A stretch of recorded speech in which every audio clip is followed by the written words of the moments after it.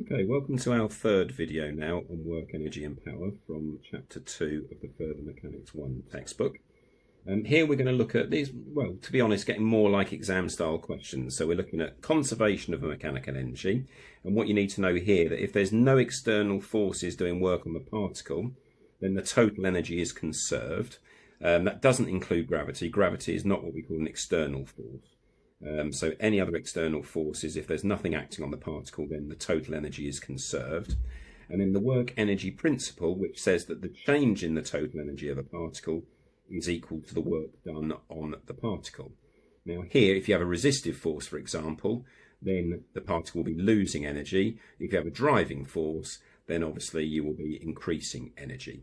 And we're going to start looking at these things as total energies at certain places because we feel that that's the simpler way to understand what's going on.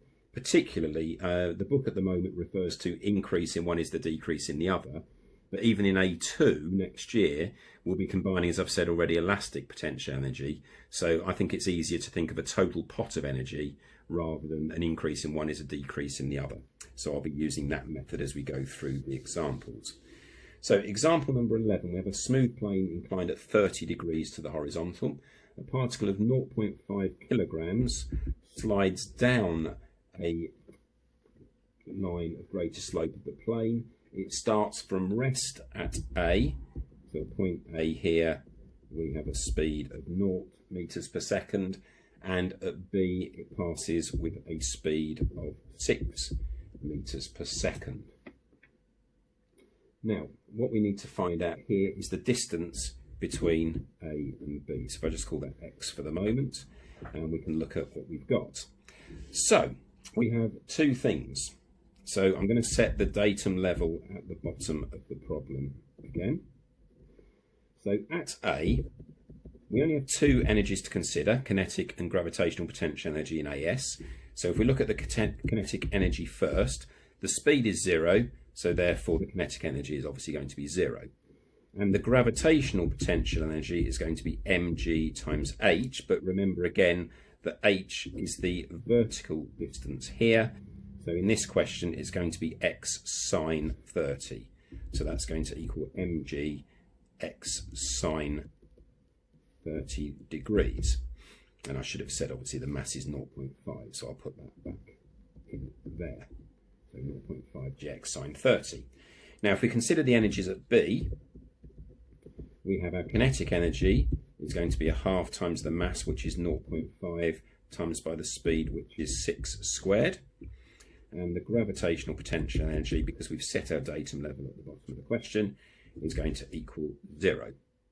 So in this question, we've been told it's a smooth plane, so we have no external forces acting on the particle because we just have the weight due to gravity, which we've already said is not an external force. So therefore, the total energy at A must equal the total energy at B, looking at the conservation of mechanic energy that we discussed at the start of this session. So therefore we have that 0.5 g x sine 30 degrees is going to equal the total energy at B, which is a half 0.5 times 6 squared. And when we rearrange all of that, we get a value for x to be 3.67 meters, given to three significant figures. Now again, it looks like we're making it perhaps a little bit more complicated, but this will really set us in good stead when we go into year 13 and introduce another energy in the form of elastic potential energy. So I prefer to look at it as total energy at one point, total energy at the other. Consider if there's been any work done by any external forces. In this case, there wasn't. So the total energy at A equals the total energy at B, and we can move on. So example number 12 now. Similar question, but this time we are on a rough plane. So this time there is going to be work done by an external force. So we're told a particle of mass 2 kilograms this time is projected with a speed of 8 meters per second. So what we're doing, we're starting our model at the instant it is projected with that speed of 8 meters per second. It's inclined at 45 degrees to the horizontal this time, our plane, and the coefficient of friction between the particle and the plane is 0.4. And we're asked to calculate the distance the particle travels up the plane before it comes to rest. So again, we're looking here at the distance, and it says before it comes to rest, so our final speed is 0 meters per second. So again, I'll just call this A, our starting point, and B, our finishing point. So we'll just list, and that way you get into the same procedure every time you do one of these questions. So at A, our kinetic energy is a half of mass times by the velocity, which is a squared. And our gravitational potential energy is going to be 0, because again, we'll set our 0 level, also our datum level, whichever you prefer to call it, at the bottom of the question. And then at B, if we list that over this side, we have that the kinetic energy is 0, and the gravitational potential energy is going to be mg, so 2g times by h, and in this case again, h is going to be x sine 45 degrees. So gravitational potential energy is 2g times by x sine 45 degrees. Obviously, when it's 45 degrees, it could be cos or sine 45, as they are the same. Now, we are interested, as I said before, in finding the distance it travels. So what we've got to look at in detail here, if I just draw another quick sketch of our particle, so we can look at the forces acting on it. Because it's in motion, we know that, as we said before, that F max can be given as mu times r. We've already been told that mu is 0.4. So therefore our resistance to motion is going to be 0.4 r. And our mass was 2, so we have a weight of 2g. So again, resolving perpendicularly to the plane, we can see that r, always explain what you're doing, so r is going to equal 2g cos 45 degrees. Therefore our resistance here is going to be 0.4 times by 2g cos 45 degrees. So, as we said before, we have our initial kinetic energy and our final kinetic energy. Here, this energy is going to be less because we've got work done by a resistive force, which is going to take energy from the pot. So, what we can say is our total energy at A minus the work done by our friction force is going to equal our total energy at B. If it was a driving force, then obviously we'd be adding energy to the pot, so we'd have our total energy at A plus the work done by a driving force. But because we've got a resistive force, it's obviously going to take energy from the pot.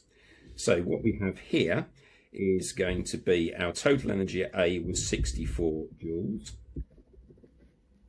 minus our work done, remembering that work done is not just the force, it's the force times the distance.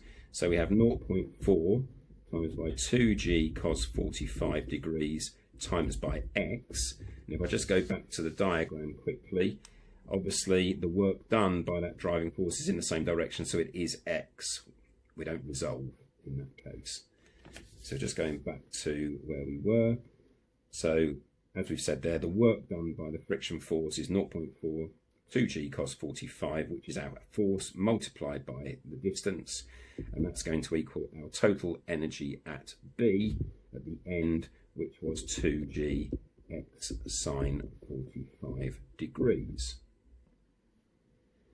So if we do a little bit of rearranging, that means we've got 64 is going to equal 2g x sine 45 degrees plus 0.4 lots of 2g cos 45 degrees times by x.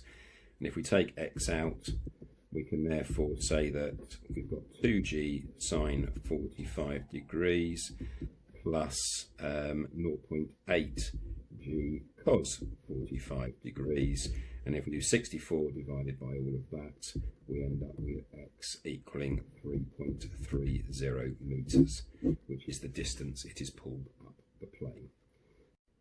So one more example before we can have a go at exercise 2c. one of a skier. So I've just marked here the starting point as A and the finishing point as B. We're told that the skier starts with a speed of 6 meters per second and finishes with a speed of 4 meters per second at B. We're given that the combined mass of the skier is 55 kilograms, and we're told that they travel a distance of 1,400 meters all the way along from one point to the other. Now, to be fair here, I personally would take my datum level at B just to make things a little bit easier here in the calculation, and we are asked to find the work done by the skier. We'll talk about the forces acting on the skier in a moment, but we'll start the question as I would with any other. So we'll look at the total energy at A, and we'll look at the total energy at B before we decide whether there's a conservation of energy or whether there is work done by external forces. So same pattern as always. Here we've got the kinetic energy is going to be a half times the mass, which is 55, times by the speed squared. And the gravitational potential energy here is obviously 25 meters above the point I've set as the datum level. So we've got 55 G times by H, which is 25. The total energy at B now, we've got the kinetic energy is a half 55 times by 4 squared. And we've got the gravitational potential energy is 0, just to make things a little bit easier. That's why I took the datum level there. So we've got the total kinetic energy at this point is 13,475 joules. The gravitational potential energy is going to equal 990 joules. And here our total kinetic energy is going to equal 440 joules. So we have a total kinetic energy, a total energy at the start combined of 14,465 joules and a total energy at point B of 440 joules. Now we've got two things going on. If I just go back to my diagram and just put the skier there for the sake of argument, we've got a constant resistive force of 12 newtons which opposes motion. So although this is obviously, as with all these models, it's a simple model, it's unrealistic in the real world, it's got a constant force of 12 newtons opposing the motion. Okay, so our work done by the resistive force is going to equal 12 times by the force, the distance, which was given as 1,400 meters. And that gives us a total of 16,800 joules. Now, obviously, we've got external forces. We have the driving force, because we're going to find the work done by the skier, as well as our resistance force. So if we set up, obviously, energy is not conserved in this case, but what we have is the example where we're using the work energy principle. And thinking about pots of energy again, if we set it up like this, I think it's a bit clearer, especially when we come to A2 and we throw elastic potential energy into the mix. So we've got our total energy at A. We're going to have minus the work done by the resistance, but obviously it's a driving force, the work done by the skier, so plus the work done by the skier, and that is going to equal our total energy at B. So we've got a combination here. We've got work done by our resistance force as well as our work done by our driving force. So we've got most of this information. So the total energy at A was 14,465. We know the work done by the resistance was 16,800, plus what we're after, the work done by the skier, and that is going to equal our total energy at B, which was 440.